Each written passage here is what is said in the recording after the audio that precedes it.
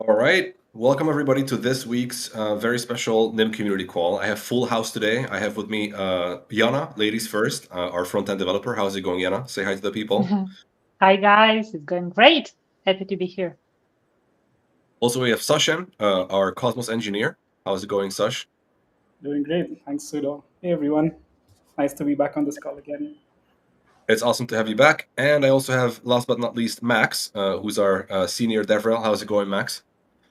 Good, thanks. Got over my jet lag now. Back in cold Central Europe. So jealous of the rest of you. And nice to be back on the community call. This is a cross-continental call as usual, so we are like spread across multiple countries. Most of us are in Asia now, so Asia is overrepresented, Southeast Asia. All right, but the apropos for this call is actually last week, which is a very eventful and super intense week for all of us, but it was also kind of cool. So I thought it would be best if almost all of us who were there at DevCon would come on to talk to you about what the experience was like and what was NIM up to at DevCon. So we also met a few community members from Latin America and elsewhere, which was super cool at DevCon. It was. I will start with a lesson learned from my side. Next time I will have to arrive with more of a proper plan. The number of side events and the number of like talks, even just at the main event, the number of things going on was absolutely insane. So next time I will be creating a bit of a better calendar. But actually, on that note, let's maybe walk people through what we did at DevCon. We had varying levels of public speaking and stuff like that, but we were of course up to a whole bunch of other things besides just public speaking. Maybe Max, you want to start and tell people what you were doing? Yeah, sure. So in terms of the events itself, then at DevCon, Harry and I were on main stage on the second day to basically talk about the history and philosophy of cypherpunk, trying to do a bit of an archive dive as well into stuff that people don't usually talk about. So we talked about a lot of philosophy. We started off in the 1800s with Proudhon, one of the founding guys who was like one of the people who brought up the idea of like mutual aid and like all of the stuff that really like undergirds a lot of the cypherpunk parallel society and also like political stuff that's also kind of within the broader like ballpark of I think what we're like trying to do. Then going through some of the OG cypherpunks, people like Jude Milhoon, who like stuff that people don't know about too much, and then also trying to like ground that, I suppose, in like why we're here. So, why we're actually building this stuff as like anti-authoritarian parallel technologies, and then finishing it up with some, let's say, kind of core tenets, bringing a bit of like anarchist philosophy, hopefully, to the Ethereum crowd as well, which was really fun. And then aside from that, I did a lightning talk in which I don't think I actually managed to draw a full breath because I decided to try and talk about metadata, VPNs, and mixnets in 5 minutes, which I think worked. But yeah, I think by the end I was probably gasping a little bit if you watched the video back. And then after that, I also did a workshop in the hacktivism space as well on the final day. So that was kind of looking at more, let's say, real world instances of decentralization that we can also draw from. So I was talking a bit about people like the Zapatistas and stuff like that, but it was kind of a more broad ranging kind of conversation. In terms of, let's say, speaking events, then that was like basically what I did. But aside from that as well, then we were also kind of just getting people to try out the VPN. And then I was also talking to a lot of devs. So I met a lot of devs from a lot of projects as well, which was great. Yeah.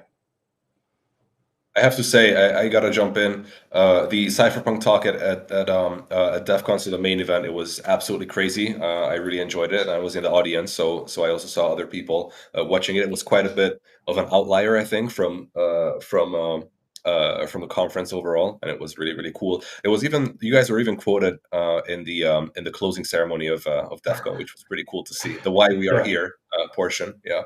That was awesome. Nice. That was when I was doing the workshop. So actually, I finished the workshop and then got some text from people saying that Harry and I got, quoted in the "Why We're Here" section of the closing stuff, which was, nice to know that you're appreciated. And yeah, we were just trying to bring like a bit of a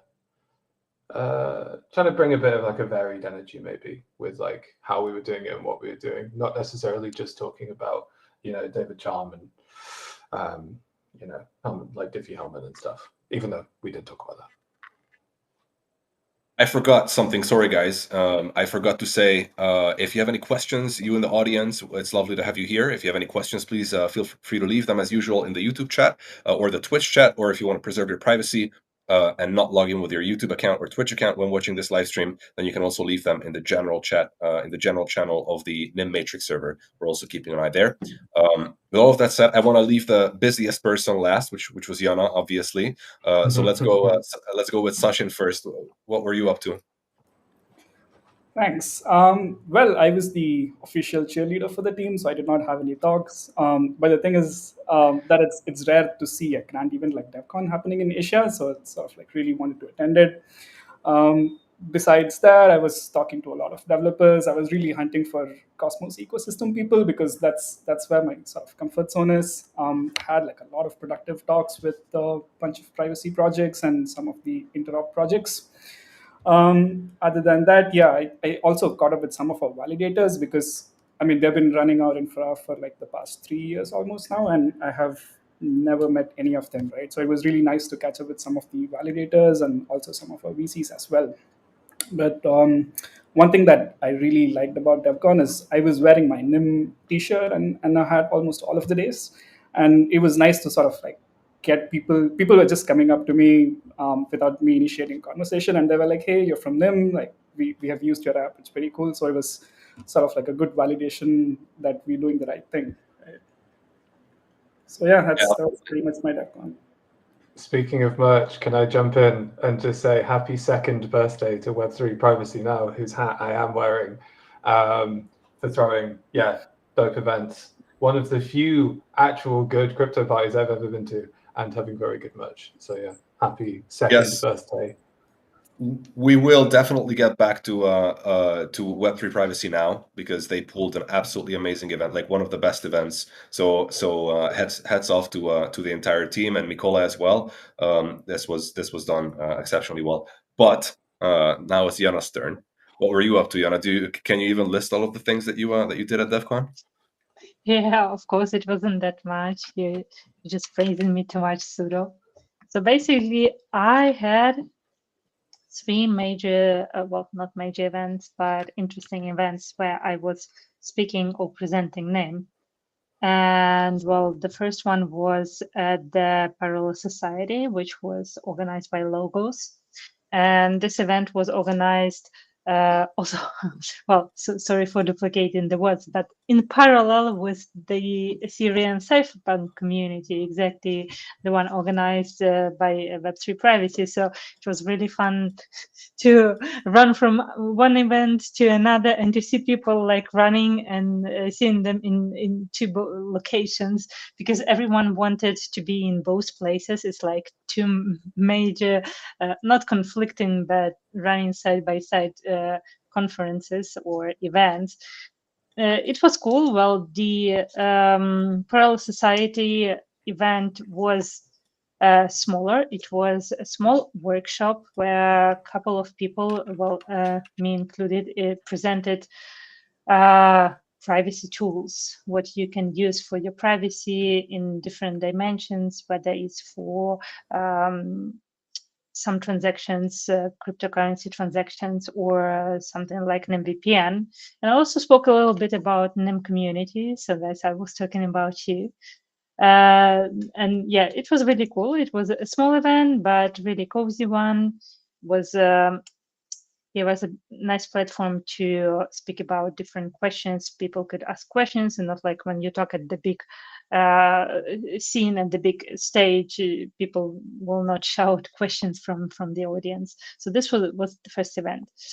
The second event, which was exactly the same day, and that's where we ran also to the Ethereum cypherpunk community. That was a panel which I was moderating, and the panel was organized by the Fellow Project, where I am also currently belong to the core team, and it's Women in Privacy. You guys might have already seen pictures. I see my fellow ladies.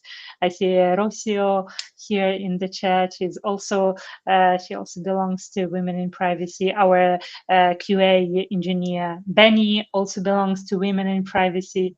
So basically, what Women in Privacy project does, it's just a very young project, basically for women and for non-binary people who are active in the Web3 space, in the privacy technologies, for women who want to start their career in the Web3 space or in the privacy technology, or for women who just start to get into decentralized internet networks just now, and they have so many questions that they even do not know where to start. So one of our tasks is to give the educational tools for those women, is to give the open platform where they can ask kind of dumb questions, but too ashamed to ask maybe in the male environment. And this is kind of a bit more or less safe space for educational purposes, but also in a bigger picture, we do want to explore privacy tools for women in not very good countries, so to say, in not very supporting societies, where they might be in danger and where it's very difficult to get support from the opposite gender. So our ultimate goal is not really defined yet. It still has many directions, but privacy online is one of the directions. That's why NIM fits very well into this concept. And well, our panel was also, of course, about privacy. We were talking about whether the technologies should have backdoors for the law enforcement or not. And my fellow ladies from different backgrounds, from anthropology background, from legal background, from product background, everyone was saying no, that it just doesn't make any sense. And the major thing about this, what we kind of had the sum up, that and it was Park from Radiant Commons who said that actually everyone should pay attention to his own privacy, because no one is coming to save us. So if you do not do needed stuff for your own privacy, there is no need to wait till your government is going to save you or something. That's why if government is not helping very much for your privacy, then there is no so much need for the backdoors either. So backdoors are either exploited also by the governments or by the hackers. Also, the governments are hacked through the backdoors. I remember not so far long ago, maybe like a month ago, or maybe a bit more, there was, or maybe a bit less, this scandal in America. Was it Verizon company that got hacked through? And AT&T. Yeah. Yes. Yeah, exactly, through the backdoors. Exactly what we're talking about, that it's going to be exploited. So it's better not to have them. And another thing which was really interesting, because of course the question would be like, but what if bad people are using your technology and government cannot Big question. Yeah, the bad question that everyone asks. So actually, I do like to respond this question very often, so that people also in our community know what to respond then. So basically, there were thoughts like, I guess it was Fatima from, sorry, I don't remember where Fatima is working, but basically Fatima was saying, if someone says, what about bad people? She says, but what about good people? Good people also need privacy. Another argument is that we say that there is no use to kind of, as Jaya says, to poison the water in the whole city just to poison a couple of criminals. everyone is going to be poisoned. And yeah, so everyone says that, and Parker from Radiant Commons said, I really loved her answer. She said, in order for technologies to be used by right people, the early stages of the products need to be shown and delivered to the good people. So that's why the NIM community as such makes very much sense, because we want to deliver our technology, which is still in beta phase. We still want to deliver it to people who really, really need it, like good people, and who understand the value of the privacy. And that's why maybe it's not such a bad thing that our technology is taking a bit of time to be released.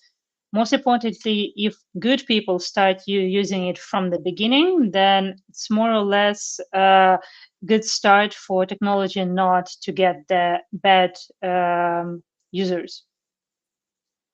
Yeah, sorry, I just got carried away. And okay, and the last, not the least important event, but actually a big one, was also the Women in Privacy side event. So we had the whole event just for us, and there were I guess 6 speakers, ladies from also different companies like Taseo or Tacheo. I'm not sure how to pronounce correctly. Where Ash was talking about ZK. Then also there was Kitty from Rarimo. She was presenting the app that is used to enable people to vote anonymously in the presidential voting, for example, and their ideas for how to make elections more legal in all countries where it's not very legal. Well, really, people spoke there, and yeah, it was the highlight, because I also present an MVPN. You can also, guys, find me now on YouTube, because we've posted the video of the whole event also on X and also in LinkedIn, so you can find it. But also I spoke very how should I put it, elaborately about NIM community, again, about you guys, how you can contribute, how you can join us, how you can get some rewards, how you can start your own project. And so it was also a really, really interesting event. Done. I'm done answering. Sorry. Took me a while. We were expecting quite the answer. Thanks for summarizing the panel, by the way. At the Cypherpunk Congress, it was a really good one. I thoroughly enjoyed it. Thank you. On my side, lastly, my list is going to be a bit like sad and poor compared to Yana's, but I went on a panel at the Codex side event. Codex is a really cool project. Maybe we can also mention them in a bit, which was about data sovereignty. And it was a really, really good panel. I just want to point out that I had the pleasure to sit on the same panel with Josh. Josh is the blockchain socialist, really cool guy. He wrote the Blockchain Radicals. If you haven't read that book, maybe Sal could drop a link in the chat. Make sure to read it. It's a fascinating book, absolutely fascinating character, and hopefully, fingers crossed, you're going to see Josh on one of these community calls not that far into the future. And then at the end of the conference, when everybody was very exhausted already, I moderated a panel about enhancing privacy in blockchain networks. This was at the Builder House. And this was mostly about off-chain stuff. So there was Max, who was the business development lead of Polymerio Network, and I think it was his panel. He organized it, and we were talking about privacy in blockchains in general, and more specifically off-chain solutions and how they aid privacy. It was really fascinating. So yeah, that's basically all, and of course a lot of support to Harry. I put about 500 flyers on chairs before his lightning talk, which was a really good cardio. So I smashed my step targets for that day and some other supporting stuff, and also hanging out with my team, which we don't really get to do often. I think it's time to move on to shout-outs. Actually, we already gave a few, but there are a bunch of super cool projects and initiatives in this space. So maybe let's go through our favorites. So I'll start here. We already mentioned Web3 Privacy Now and the Cypherpunk Congress. absolutely excellent stuff. So maybe if you could also, Salazar, please drop a link to this one in chat. Really, really high quality event, incredible lineup, incredible everything. So make sure to check them out. Also, of course, the cause itself is magnificent. So they are a group to definitely keep an eye on. I also personally, although I'm not a very technical person, I did sit through the technical demos, but I can't say that I could recall everything I saw. But Codex, which is a decentralized data storage solution, also looked pretty dope to me. And then, of course, big shout out to Women in Web3 Privacy, because that's also a pretty cool initiative, I have to say. Those are my personal favorites. What about you, Sachin? Oh, where do I start? So yeah, I mean, my DevCon experience was slightly different because so DevCon was for what, three days, right? 3-4 days, but I did not attend a single day of the main stage because there were like a lot of side events going on, right? So there was this like the main event happening, which is the DevCon main conference, and literally every day there were like hundreds of side events which were going on. So I was just busy shuttling between a lot of side events, right? So one of the most interesting thing that I figured, and I believe Max also agrees, is a project called Penumbra. So Penumbra is again a privacy project. So people might know a lot of privacy projects in the space, and most of them sort of use things like PEE, which is basically an enclave where you have a hardware, and when you send data into the enclave and it does the computation for you, right?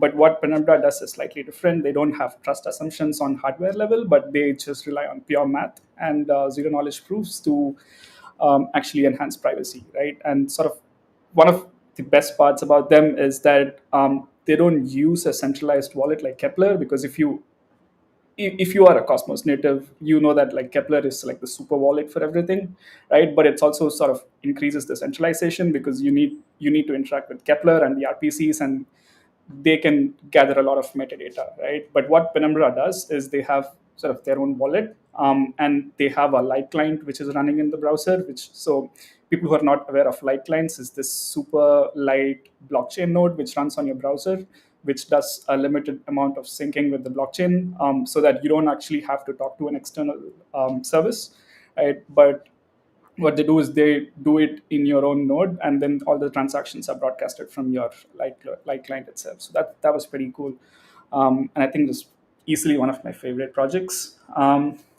Other than that, um, I was also talking to a Cosmos project called Checked.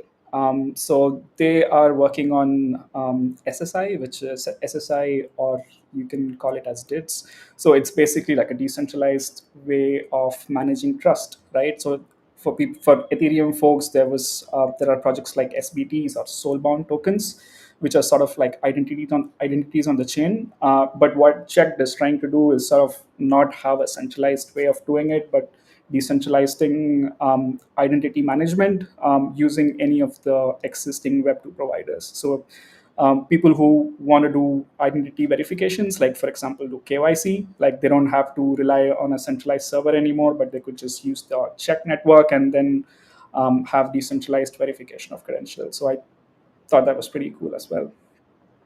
I mean, a lot of other projects, but I'll pass on to somebody else to speak about the projects here. I'm muted, sorry. That's a pretty dope list, actually. What about you, Yana? Favorite projects? Well, I mentioned already, I'm a big fan myself of Rarimu, the project, because, okay, partially because one part of technology, I do not know which exactly, it was developed in Ukraine by the company which is called Distributed Labs, and we are big friends of Distributed Labs. Sorry, it's a difficult name to pronounce. But basically, the app is already, Rimi app is already very active in Georgia. And what it helps you to do, you can actually have, so to say, your zero knowledge proof identity in the app. With it, you can not only vote, but you can also give your feedback to your government about some laws they want to proceed with. Or you can also make a proof that also you come from this country from without giving any other information about yourself. There are lots of different functionality which enables you to interact also with your government, but also to stay private and safe. This is exactly what we're talking about. If you know that your government might be looking from behind your shoulder, what you're doing, might be monitoring you, and something like Rarimo is really a good thing, because you still can interact with your government, you still can influence your country's politics, but stay private. So I think this is very powerful. Yep, that sounds like a pretty possibly pretty foundational tool for democracy. So pretty cool stuff. All right, Max, you're last for this one. Yeah. Your shout So I think one generalized shout out to like follow on from what Sach was saying, right? When we're talking about light clients, is it's very cool in this space to see stuff like light clients coming back, even though it's not necessarily like coming initially from the Ethereum community, because actually having like trustless light clients, not having to have this trust assumption when you're interacting with RPCs was like an original, it was kind of on like the original Ethereum roadmap, and then it just kind of like didn't necessarily happen too much. But it's cool to see this like all starting to feed back in as soon as we have all of this interoperability stuff as well. So just more of like a historical point, I suppose. Outside of the stuff that hasn't been covered, then I mean, they're known for giving very, very good talks and like fucking like rousing talks, but both Rose and Amir did particularly exceptional. They had like a back-to-back, so there was like a dark fight hour on one of the stages, which was yeah, it was great to see like just how amped the crowd could get as well for that, as well as the Codex crew, like Logos in general, the way that they're kind of, yeah, exactly, Sash repping the merch, as well as having very, very good merch. Then like the kind of the whole like stack that's being built with like Logos and Codex and everything as well is really, really interesting, because they're really going for this like full approach of, you know, I mean, building proper organizational tooling. Like ultimately, I think that's like a lot of what we're actually doing, right? Is actually building organizational tools, because it's ways of organizing in a way that, to, you know, use the phrasing that Yana just used, where a government can't look over your shoulder. I think everything else has kind of been covered. I've been left out by being left last. So yeah, Penumbra, Darkfy, Codex, Logos, yeah, and everyone else has been shouted out basically. Yeah, so Salazar, if you could maybe drop a link to Logos and especially Darkfy. So guys, if you haven't heard about Darkfy, I don't know which rock you have been living under. Really cool project. I would call them basically the pinnacle of contemporary cypherpunks. Definitely worth checking out. Rose and Amir, they are some really cool people, and they're building some really cool shit. So, Max going full Matrix on us. Are you still here? Is that just your video? Yeah, I'm still here. I was trying to take my jumper off, but it turns out using a privacy protecting browser and turning off the camera means that you accidentally create a strobe effect. So sorry about that, guys. Hopefully nobody got a like a seizure or anything like that. Yes, I personally I hope no one has photoreceptive seizures, and apologies for the jump scare with that. Yeah, one of the friction points of using a privacy protecting browser that fakes all of my HTML canvas stuff. Oops. Oh wait, and Rorimo as well. Let's also drop that in chat. Yeah, it's already in there. Make sure to check it out as well. If I could make a more like generalized point as well about, so like all of the projects that we've just been talking about, right? Like everyone is basically at least at the stage of having stuff in alpha or in beta. And, you know, the phrase modularity has been used a lot in the last little while, but that's always been used in like a very, very technical sense, right? That's been used usually in the context of like rollups and everything, where you can disintermediate your, or rather you have choice, right? About whether you have like, where you have your execution, where you have your storage, where you have all of this stuff like happening. But I think what we're also kind of, one of the general vibes that came out of like DevCon, or was at least really seen at DevCon, was how much all of this stuff just like fits on top of each other now. Like in the same way that a couple of years ago, everyone was talking about DeFi Lego and like you can just stack, then we're kind of getting there now as well, right? Where like you can pay for services on ETH using Railgun, you can then interact with like Rarimo or something. Obviously, you should use them as like the network layer of that. But like, you could have all of this stuff stored on Codex, like in a way that is censorship resistant and also like robust and decentralized, right? So like it's, I don't know, I suppose the general point that I'm trying to make is that like all of this stuff also builds on top of each other, and we're kind of getting to a stage where like people can just start plugging shit into each other as well. So the possible interactions that you have is also just kind of like that curve is really starting to, it's not a line anymore. It's really starting to like curve up. So yeah. Actually, Max is leading us into something I really wanted to talk about, which are the general vibes. We can't. So obviously, DevCon on paper is an Ethereum event, right? It's the Ethereum Developer Conference, but with all the side events, I think we can safely say that it's a general representation of the entire crypto space. So I just wanted to ask you guys about your thoughts on the vibes in the industry right now, the trends in the industry right now, and also maybe specifically within Ethereum. So what are the main themes at the at this point in time in the crypto space that you saw? Max, this time I'm going to start with you. Cool. I mean, obviously everyone's like bullish. The recent price jumps as well, but then also kind of there's a mixture, right? Some people are like kind of happy about what happened in various elections. Some people are not very happy, but using that for energy, like a renewed energy of like why we're doing what we're doing. I mean, I've kind of been in the Ethereum space for like quite a while at this point, and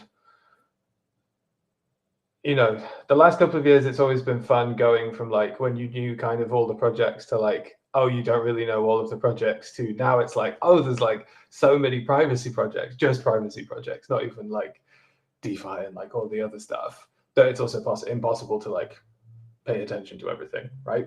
Which in and of itself is awesome. So that's, yeah, kind of there's a generalized like complexity and flourishing of stuff that people are building. I think one project that I actually forgot to shout out before as well, which is cool, is the fact that like actually everything was happening on ZooPass, right? So all the ticketing and stuff was happening on ZooPass, which is sick because that is using ZK stuff under the hood for tickets, but like it just worked in a browser if you want, So like I literally had an email, I could open a link from an email that opened in my browser, and there was like a verifiable credential underneath a QR code that was just being used for tickets, and like it just works. Capitalizing J and W there, maybe putting a TM at the end as well, which is interesting because it shows that we're then also like getting to a level of maturity with this stuff where like events can just start dogfooding their own stuff, right? And there was, just for the main event of DevCon, there was 12,000 attendees, which is ludicrous.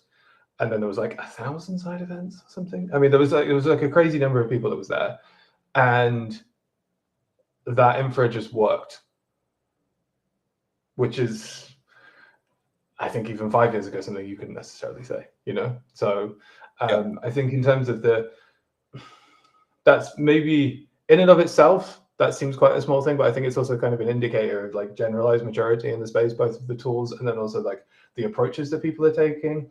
There is a renewed interest in stuff like Swarm. We're seeing this with stuff like Codex as well, like having, okay, cool. Yes, the chain took a massive amount of focus for a very long time, I think, in terms of like on-chain activities. And obviously there's stuff like on-chain CK, but there's all of the kind of the underlying technologies underneath that you also need, right? Which is as well as stuff like NIM, but you also have stuff like Swarm to actually do your proper like kind of like data and gossiping. You actually have light clients that are being brought back in that can then be like fed back into EVM kind of style chains, you know. So like the full, you need all of that stuff for everything to be robust surrounding the chain, you know. And like that is also kind of, that's happening now. I think that's starting to be fleshed out. And to wrap it up as well, then like also there was a hackathon, there was a couple of hackathons going on as well, and like the base level of complexity of stuff that you can build in 2 days of not sleeping, which is like a lot, but it's also like that's quite a limited amount of time, right? Especially if you have to like learn new bits of technology. That like the floor of complexity there is also like going up because there are so many of these plug and play tools now. Or there's just like, okay, cool, we're going to use that as a data layer. You have a client, you have an API, boom. Like you don't have to mess around with that anymore, you know? So like this, the ability for people to build stuff that's not infrastructure, which has been the main focus of the space, especially through this like bear market, this cripplingly long bear market.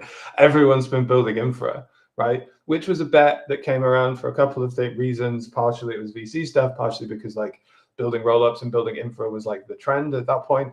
But now it's like, cool, the tools are getting really mature and we have like a massive abundance of block space that's either EVM compatible or not, but it doesn't matter. You can just build stuff.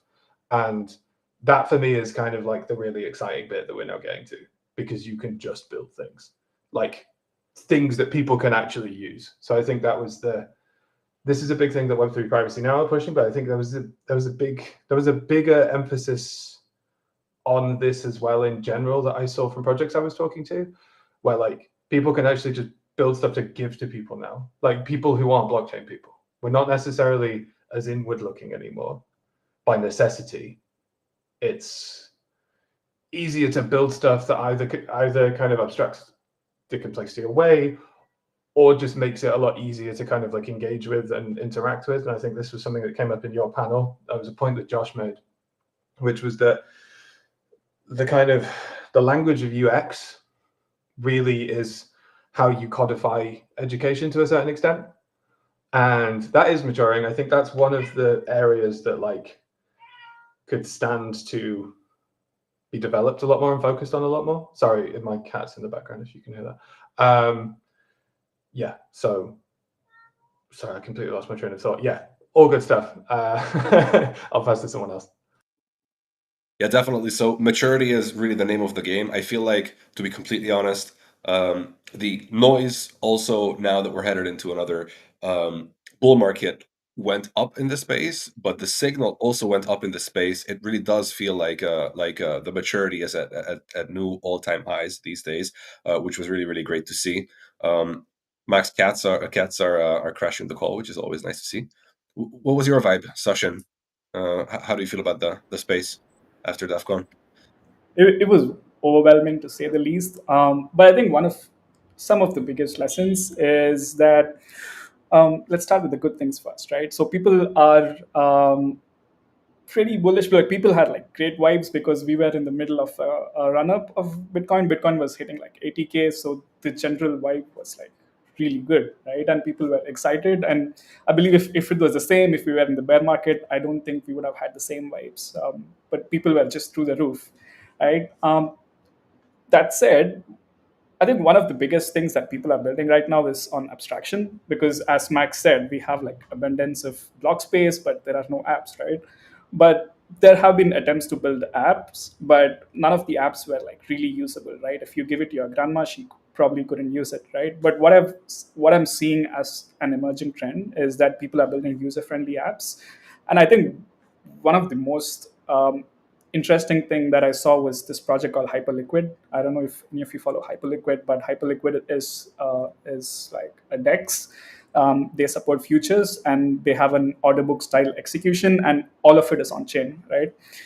So I heard that Hyperliquid's order book, which is entirely on the chain, is apparently a lot faster than Binance's centralized order book, right? That's quite an achievement because Binance is one of the biggest exchanges out there, and for a completely decentralized project to build a system which is faster than Binance is something that is straight out of the dreams, and that's becoming a reality right now, right?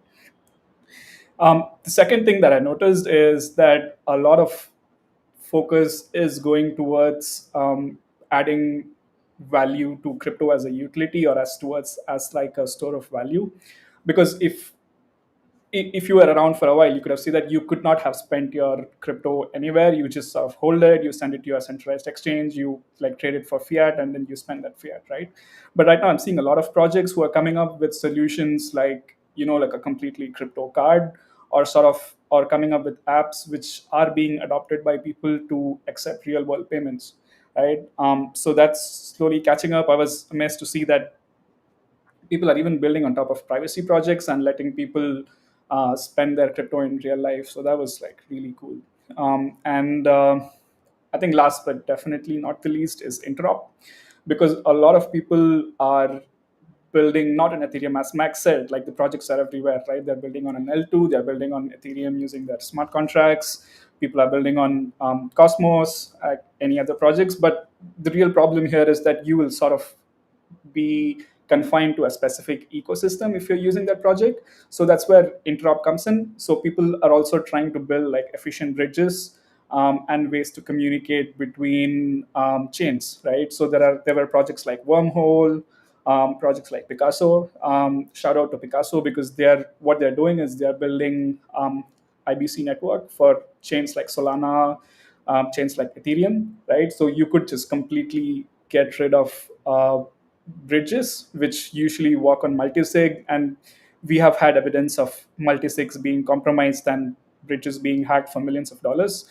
But IBC, what it does is it sort of uses the validator set of a chain to secure the interop, right? So a chance of breach is very minimal because you have to compromise the validator set instead of a multisig. So that was maybe some of the biggest takeaways for me. Over to you, Sudo. Excellent stuff. Thanks for those answers, guys. I think it's time for us to get into community questions, but we have a good problem, which is that we addressed most of them during the call, actually. But I will still put them on screen, even those that we addressed, and maybe we can also just give a quick summary. So this question is from Rocio. Thanks for another great question. This must be at least like number 1,000 over all the community calls that you attended with us. So question: how did you feel the energy at DevCon? What message did you take away from the event? Maybe let's take the second part of that question. Max, do you want to start? What message did I take away from the event?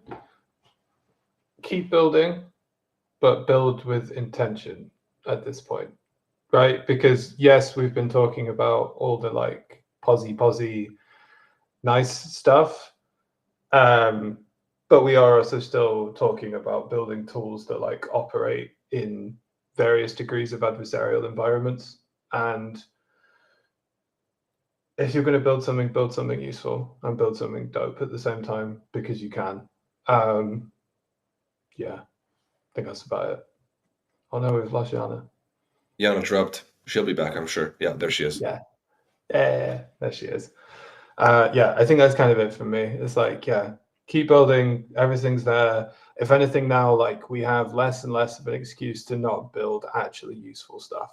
So do that. And there's a million real world use cases that are all there too. What about you, Yana? Now that you're back, let's celebrate. Yeah, about me.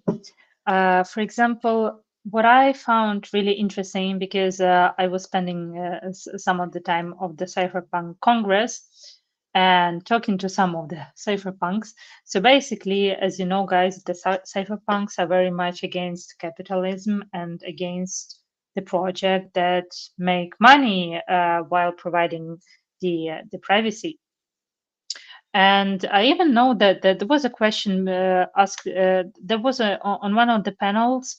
There was Roger Dingledin, the founder of Tor, and someone from the public asked, "How come the Tor node operators, are not incentivized?" Honestly, do you remember, guys, Sudo or Max, what he answered? But bottom point was, yeah, that it was against the cypherpunk value, something like that, wasn't it? He didn't say that specifically. What he said was that I'm trying to at least paraphrase kind of accurately here. He said when you introduce economic incentives, then you introduce a whole world of bad things as well, which they from the get-go wanted to like keep out from Tor, and they wanted to like not turn it into an economic model. Yeah, Yeah, basically, I mean, this is a sorry, yeah, continue, Max. yeah, I mean, it's.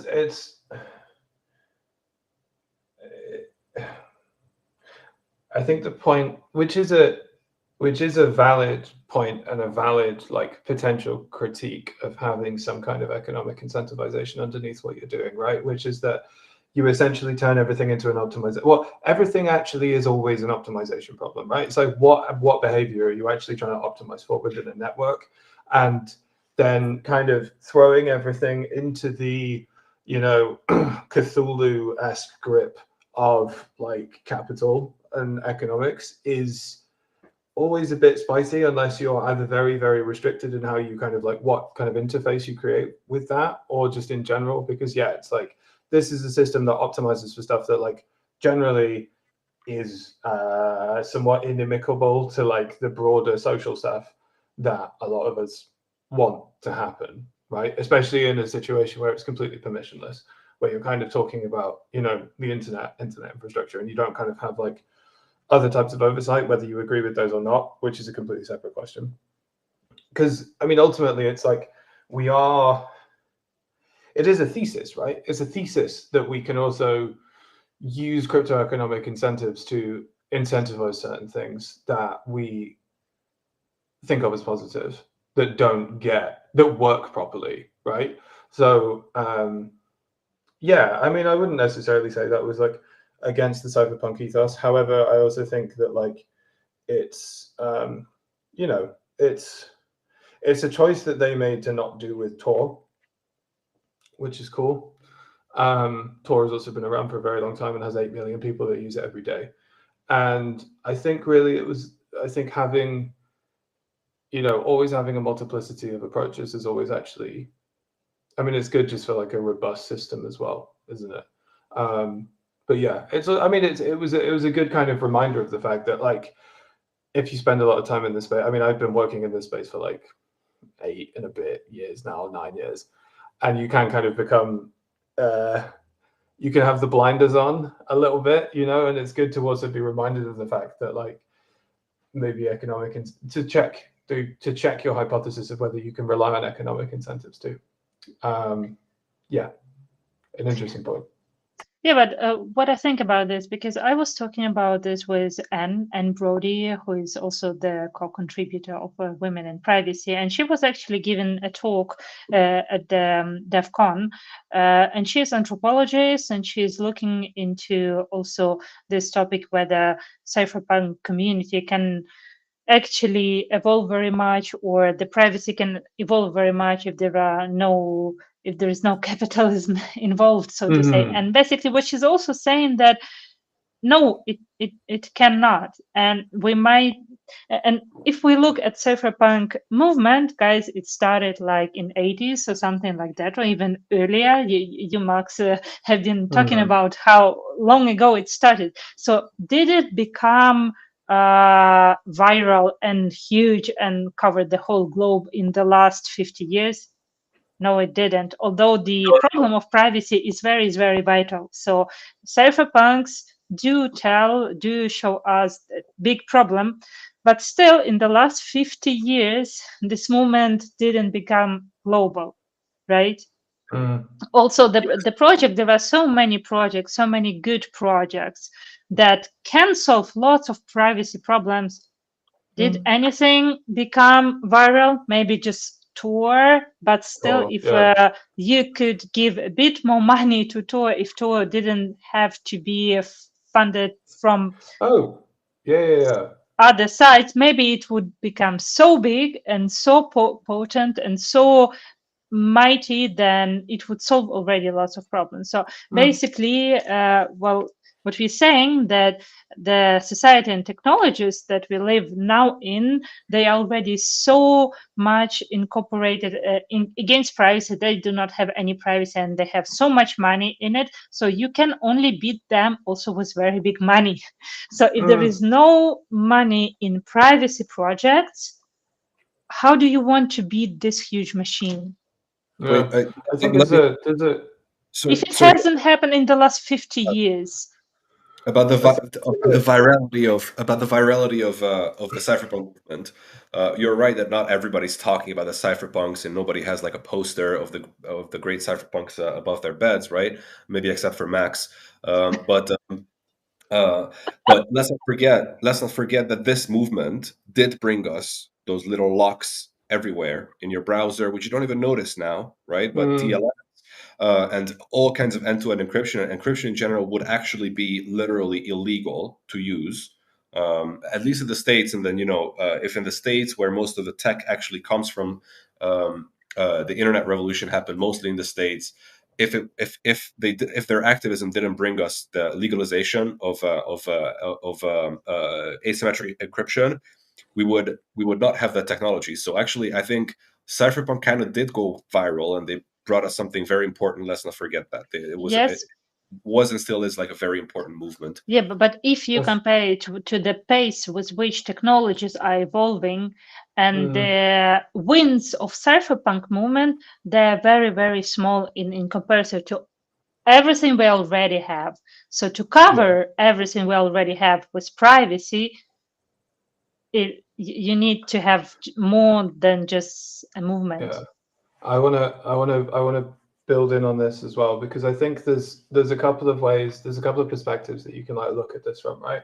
So in terms of the practical stuff, then I think, I mean, this is something that we've like talked about in talks, right? That the use of cryptocurrency, the use of like non-state money, which also brings about the possibilities of different funding methods, right? You're not having to rely on research grants, you're not having to rely on donations, stuff like this, right? That is like an immediate speed up and a bonus.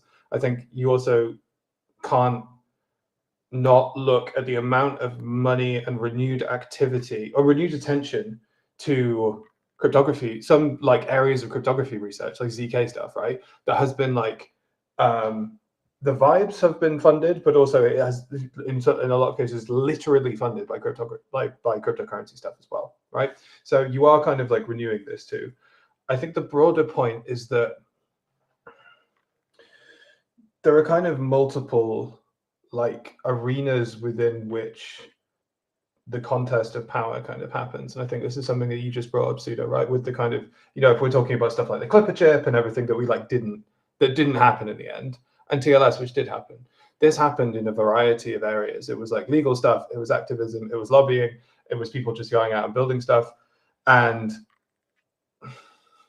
I think more broadly, it's like, if we're trying to build parallel structures, then, which is, one of the reasons that like I'm in this, right? It's like the possibility of building like parallel institutions and parallel structures that might be like peer-to-peer or like more broadly like non-institutional in the traditional way you would think of institutions, then you need to have some kind of medium of exchange.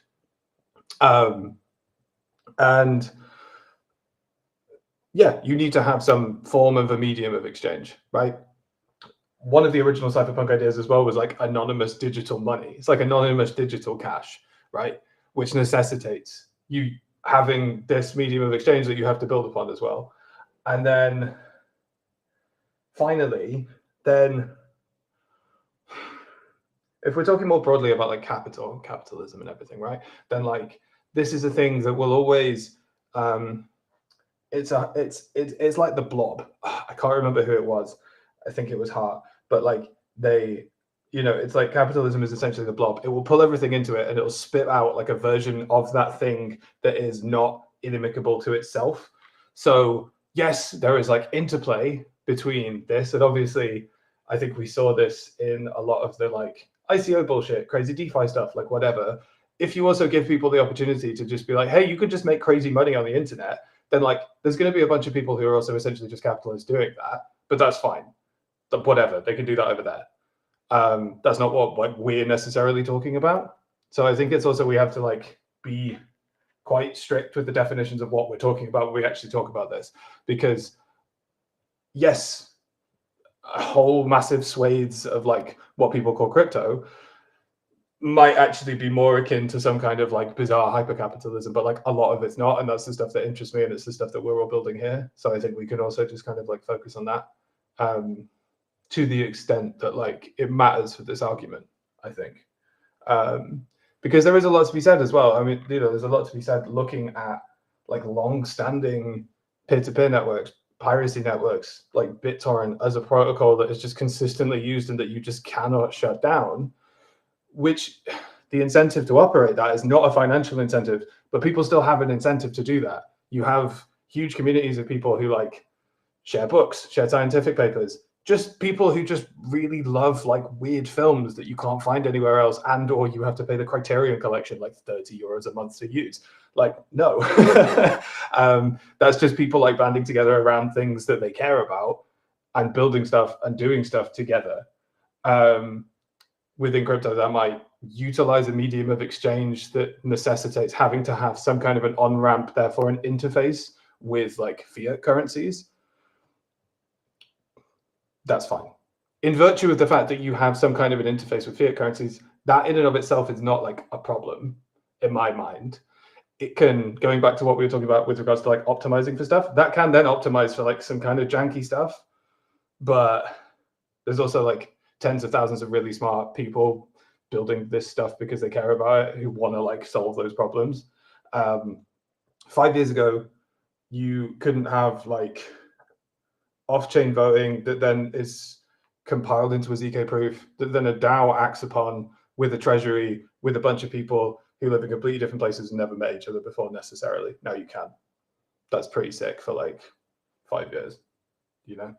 Sick indeed. This was community question number 1, and we only have 3 minutes left of the call. But look, I didn't want to stop you because it was an like an incredible rant. So maybe we could do a separate community call on this topic. Sachin, anything to add there before we move on to the next question?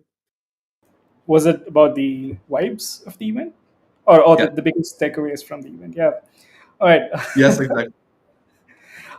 Yeah, I think one of the biggest takeaways personally for me is that I sort of learned not to be an ecosystem maxi, right? Because if you are gonna be an ecosystem maxi, you're probably not gonna make it, because one ecosystem cannot provide you everything, right? So people are building across ecosystems, and because I've been in Cosmos for so long and I'm sort of like a self-proclaimed interchain maxi, right? It was sort of very revealing to me. So what other ecosystems are doing. So it was a good call, right? And the second thing is that people are really focusing on interop, because people have also realized that you cannot be on your own when you're working on towards your goals. You'll have to collaborate with other projects, and if the other project is not an EVM based project, then yeah, there's not much you can do without interop, right? So that's, yeah, I think that's surely coming in focus. And apart from that, I think I've covered most of it. It's sort of like building apps for your grandmother,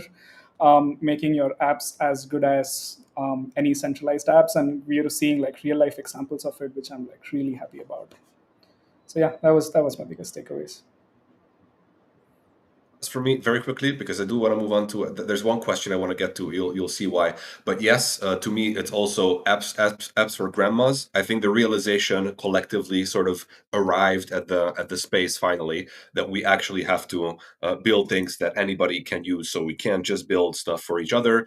You know, for the very small, like sort of kind of activist base that we have here, we have to go for mass adoption, and we have to build tools that are easy to use for everybody, while not compromising on the core values of the space. I think this really is going to be the bull run when a bunch of that stuff will happen for the first time. All right, next up, very quickly. Make your grandmother's based. That's what we need. Exactly. Based grannies. Jimmy's asking. That was a stupid joke.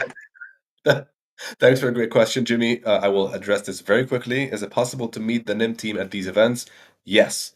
Anytime. We usually communicate about our event presence beforehand on Telegram and Discord and Matrix. So keep an eye there and reach out to the people who are there, and we're happy to meet you. All right, and next up is the question. This is going to be the last one that we have time for today, but I really wanted to get to this one. Where is it? Wait. Sorry, guys. Oh, yeah, there it is. So this is from our beloved Shinobi Beyond. New day, new stream. Thanks for your participation at DevCon. Max, what do you think about the new NimHub resource? Have you seen it, Max? I'm not sure whether you seen it. P.S. Yana is as beautiful as ever. Let's make Yana blush a little bit. Yes.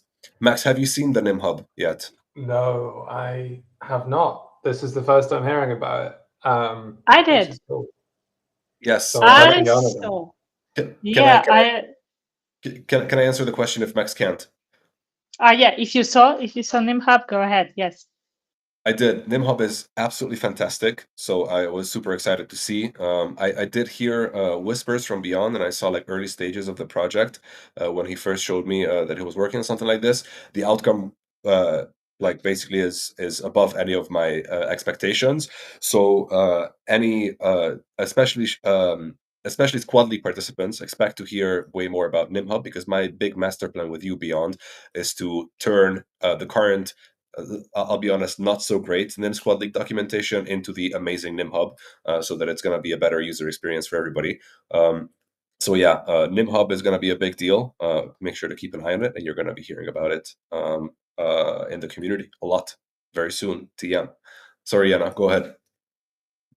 Yeah, but that's what I wanted to say. It's awesome because actually, yes, maybe we will be able to announce in a better way the events where we are present and our community can meet us.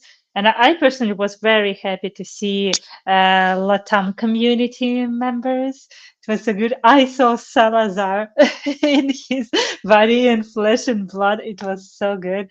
And yeah, it's really nice to see people, guys, live, because there would be no NIM company without NIM community, because you guys run the nodes, you mix the traffic. This is all on you. So I was extremely happy to see you live.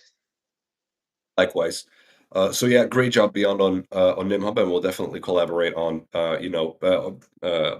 making sure that the event schedule is up to date on there, and also that we can roll it into the NSL documentation and like tooling as well. All right, folks, that brings us to the end of this call. We're 2 minutes over already, so I wanted to open the stage for closing remarks. Anybody want to go on like a 20-minute rant about something? Max, looking at you. It wasn't that long. I mean, no, it wasn't. I'm just pulling your leg. I think I've said everything I wanted to say. Like, keep building, build with intention, build rad stuff. Privacy stuff is rad stuff. Keep doing good stuff. Yeah. I think that's a beautiful words to close on, right? There's nothing else left to do as usual than to give you guys the pull-ups, which are these little trinkets to commemorate that you guys were here with us. They're also worth points in the NIM Squad League framework, so make sure to collect them. The link is the usual, so it's nimtech.net/go/pullup, and the secret phrase for this one is BTC 100K, because I don't know if it already happened or not, but we were very close before we started this call. Maybe we even hit it during the call. So yeah, we're guys. I have a really good feeling about this upcoming bull run. Not necessarily for or because of the degen reasons, but because I think this is actually going to be a big one where we're actually achieving maturity in a lot of ways for this space. Which is great. So strap in. It's going to be a crazy ride. Thanks for being here with us, and have a lovely evening. Bye, everyone.